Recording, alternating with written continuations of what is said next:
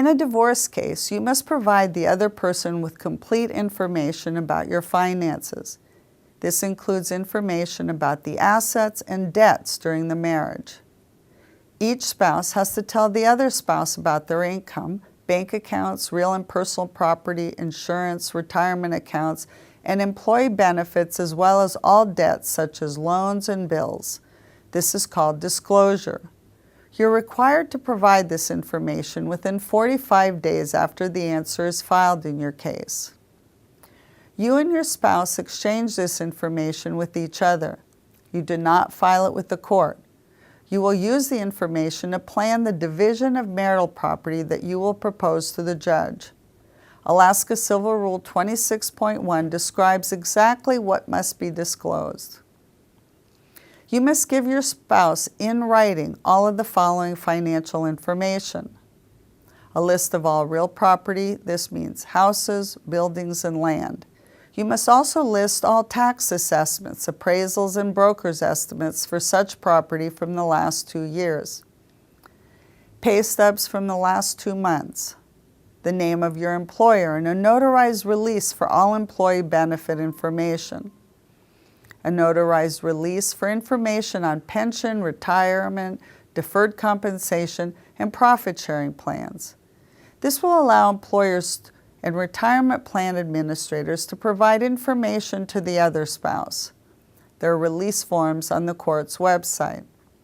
A list of all accounts in banks, credit unions, stock brokerages, and any other financial institution if you were a signer on the account during the last 2 years.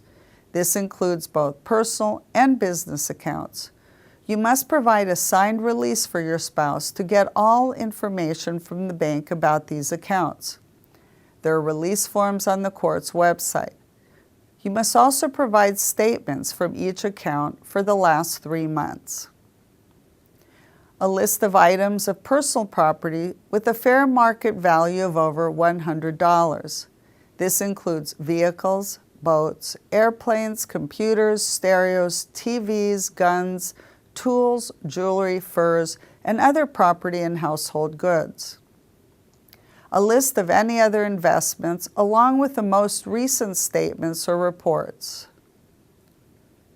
A list of all debts, including credit cards, mortgages, car loans, student loans, bank loans, along with statements or other written documentation. Tax returns for the last 3 years. You must also state what property in this list you think is non-marital. This means it is separate and doesn't need to be divided by the court. The general rule is that all property and debt acquired during the marriage belongs to both spouses.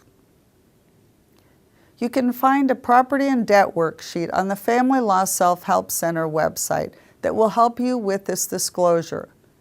You do not have to use this particular form, but you must disclose the required information.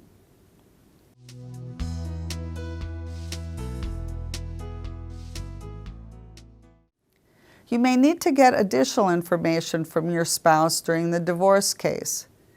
This can be done through the tools of discovery, which is the legal term for finding out information relevant to the case. Discovery is also described under Rule 26.1. If the other spouse doesn't cooperate and give you the required information, you may file a motion to compel, asking the court to order him or her to give you the information.